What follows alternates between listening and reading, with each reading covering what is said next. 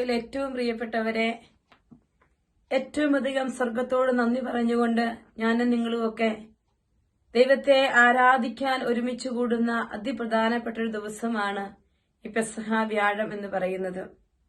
ആ ദിവസത്തിലേക്ക് നമ്മളെ വിളിച്ചു ചേർത്ത ദൈവത്തിന് നമുക്ക് 1000 നന്ദി പറയാം. വിലാപങ്ങളുടെ പുസ്തകം 3-ാം അധ്യായം 22, 23, 24 വചനങ്ങളിലൂടെ കർത്താവിന്റെ സ്നേഹം നമ്മളെ ഓർമ്മപ്പെടുത്തുകയാണ്. കർത്താവിന്റെ സ്നേഹം ഒരിക്കലും അസ്തമിക്കുന്നില്ല. അവിടുത്തെ കാരുണ്യം അവസാനിക്കുന്നില്ല. ഓരോ പ്രഭാതത്തിലും അത് പുതിയതാണ്. അവിടുത്തെ വിശ്വസ്തത ഉന്നതമാണ്. കർത്താവാണ് എന്റെ ഓഹരി, അവിടുന്നാണ് എന്റെ പ്രത്യാശ എന്ന് ഞാൻ പറയുന്നു. പ്രിയപ്പെട്ട ദൈവമക്കളെ, വിശുദ്ധ കുർബാനയുടെ സന്നിധിയിൽ കുർബാനയ്ക്കായി അണയുമ്പോൾ ഈ വചനങ്ങൾ നമ്മുടെ ഹൃദയത്തിൽ ഉണ്ടാവട്ടെ. ഒരിക്കലും അസ്തമിക്കാത്ത വലിയ സ്നേഹത്തിന്റെ, ഒരിക്കലും അവസാനിക്കാത്ത വലിയ കാരുണ്യത്തിന്റെ അടയാളമാണ് വിശുദ്ധ കുർബാന എന്ന് പറയുന്നത്.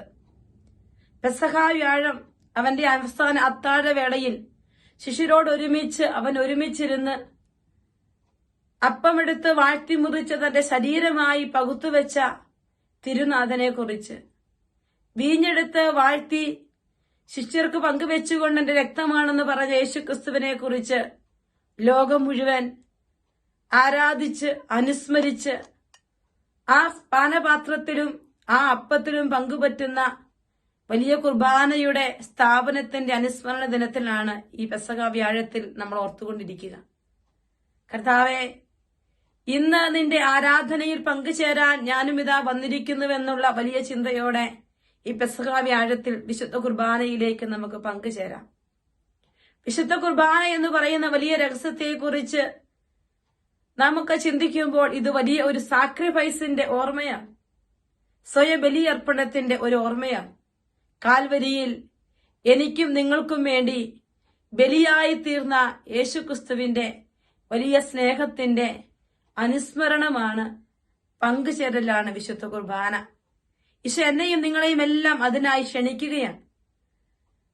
ഞാൻ വിശുദ്ധ കുർബാനയെക്കുറിച്ച് ചിന്തിക്കുമ്പോഴൊക്കെ എത്രമാത്രം വിശുദ്ധ കുർബാനയോട് സ്നേഹത്തോടെ അടുത്തായിരിക്കാൻ പറ്റുമോ, ഹൃദയം കൊണ്ട് പങ്കുചേരാൻ പറ്റുമോ, അത്രമാത്രം സ്വർഗത്തിന്റെ സ്നേഹം നമ്മുടെ ഹൃദയങ്ങളെ തഴുകി തലോടി കടന്നു പോകുന്നത് അനുഭവിച്ചറിയാൻ സാധിച്ചിട്ടുണ്ട്. പ്രിയപ്പെട്ടവരെ, ഇന്ന് ഈ പെസഹ വ്യാഴം കുർബാന സ്ഥാപനത്തിന്റെ, കർത്താവിന്റെ പ്രിയപ്പെട്ട ശിഷ്യരെ, ബഹുമാനപ്പെട്ട വൈദികരെ കുർബാനയർപ്പണത്തിന്റെ വലിയ യോഗ്യതയിലേക്ക്, പൗരോഹിത്യ സ്ഥാപനത്തിലേക്കൊക്കെ സ്വർഗം കൂട്ടിച്ചേർത്ത ദിവസം കൂടിയാണ്.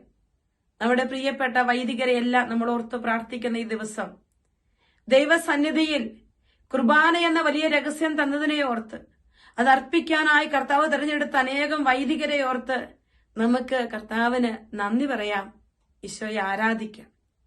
പ്രിയപ്പെട്ടവരെ, അത്തരുണത്തിൽ വിശുദ്ധ കുർബാനയുടെ മുമ്പിൽ നിൽക്കുമ്പോൾ ഈ സാക്രിഫൈസിന്റെ, ഈ പരിത്യാഗത്തിന്റെ, ഈ സ്വയദാനത്തിന്റെ മുൻപിൽ ഞാനും നിങ്ങളുമായിരിക്കുമ്പോൾ ഇത് വലിയൊരു നന്ദി അർപ്പണമല്ലേ?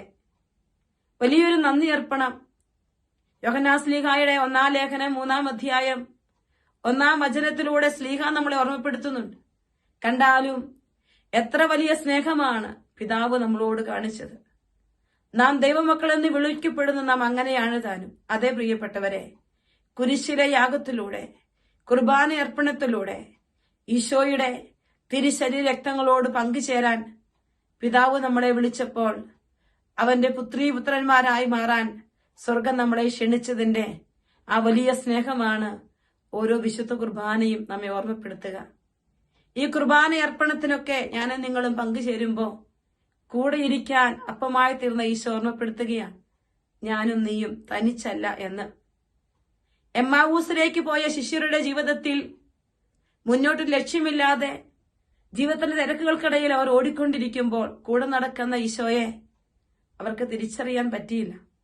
എന്നാൽ നമുക്കെല്ലാം അറിയാം, വചനം വായിച്ച് കടന്നു പോകുമ്പോ നേരം വൈകുന്നു, പകൽ അസ്തമിക്കാറായി, ഞങ്ങളുടെ കൂടെ താമസിക്കുക എന്ന് നിർബന്ധം പിടിക്കുന്ന പ്രിയപ്പെട്ടവരുടെ കൂടെ ഇരിക്കുന്ന ഒരു ഈശോ അപ്പവും മീനും എടുത്ത് വാഴ്ത്തി മുറിക്കുമ്പോ കണ്ണുകൾ തുറക്കപ്പെടുന്നതും അവനെ കണ്ടുമുട്ടുന്നതും ചേർന്നിരിക്കുന്നതും തിരിച്ചു വരുന്നതുമെല്ലാം നമ്മൾ കാണുകയാണ്.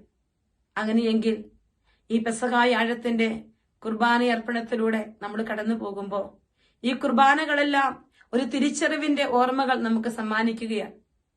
യേശുക്രിസ്തു എന്ന വലിയ സ്നേഹിതന്റെ തിരിച്ചറിവ്. എത്രയെത്ര ദൂരേക്ക് ഞാൻ അകന്നകന്നു പോയാലും കൂട്ടിന് വരുന്ന ഒരു സ്നേഹിതന്റെ ഓർമ്മ നമുക്ക് തരികയാണ്.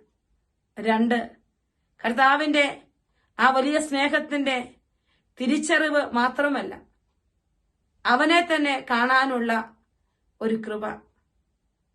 ഞാൻ നിന്നെ ഒരു വിധത്തിലും ഉപേക്ഷിക്കില്ല, അവഗണിക്കില്ല എന്ന് സ്വർഗത്തിന്റെ വാഗ്ദാനം നമ്മൾ കാണും. യെശയ്യാ പ്രവാചകന്റെ പുസ്തകത്തില് 45-ാമത്തെ അധ്യായത്തിൽ മുതൽ നമ്മൾ കടന്നു പോകുമ്പോൾ കാണുന്നത് ഇങ്ങനെയാണ്. പലപ്പോഴും സിയോൻ ജെറുസലേം വിലപിച്ചു പറയും, കർത്താവ് എന്നെ ഉപേക്ഷിച്ചു. വചനം പറയുക, ഞാൻ നിന്നെ ഉപേക്ഷിച്ചിട്ടില്ല. അമ്മ മറന്നാലും നിന്നെ മറക്കാത്ത ഒരു സ്നേഹം എന്റെ ഹൃദയത്തിലുണ്ടെന്ന് ദൈവം പഴയ നിയമത്തിലൂടെ ആവർത്തിച്ച് പറഞ്ഞപ്പോ തന്നെയാക്കാതെ കൂടെയിരിക്കുന്ന പിതാവിന്റെ സ്നേഹമായ പുത്രനെ അപ്പമായി തന്നെ അനുവദിച്ച ഒരു വലിയ സ്നേഹമാണ് വിശുദ്ധ കുർബാന നമ്മളോട് സംസാരിക്കുന്നത്. പ്രിയപ്പെട്ട ദൈവമക്കളെ, വിശുദ്ധ കുർബാനയുടെ ഈ വലിയ ഓർമ്മകള് നമ്മുടെ എല്ലാ ഹൃദയങ്ങളിലുണ്ടാവട്ടെ.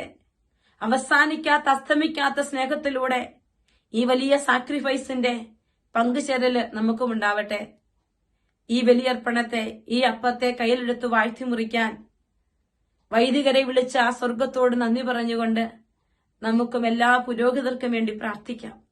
അനേകം പൗരോഹിത്യ ദൈവവിളികൾ ഉണ്ടാകാൻ ഇന്ന് പ്രാർത്ഥിക്കാം.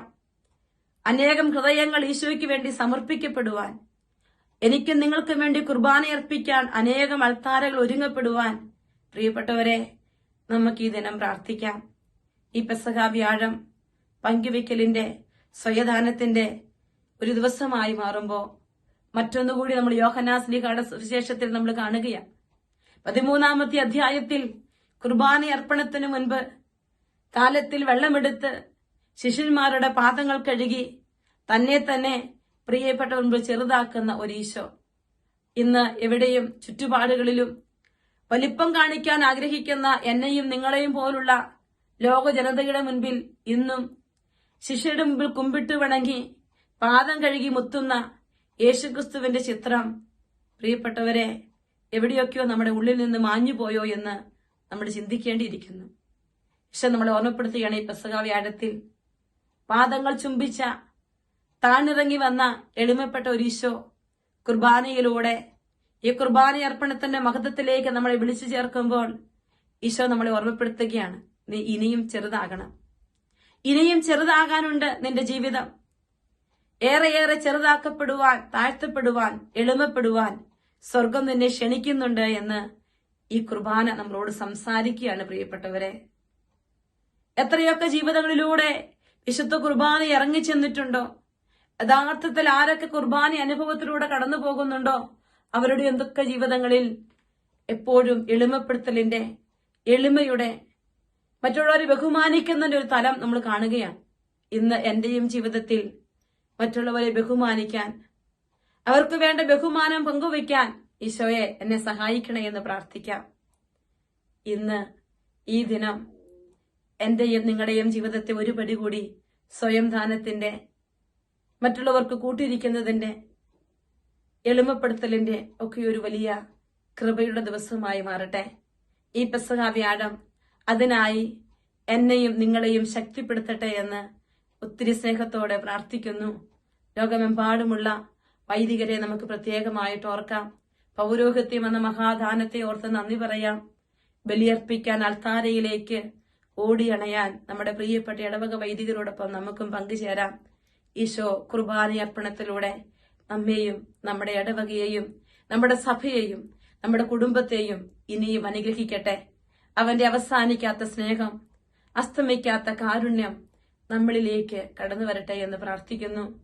ഈശോ നമ്മളെല്ലാവരെയും അനുഗ്രഹിക്കട്ടെ. ഈശോ മിശിഹായിക്ക് സ്തുതിയായിരിക്കട്ടെ.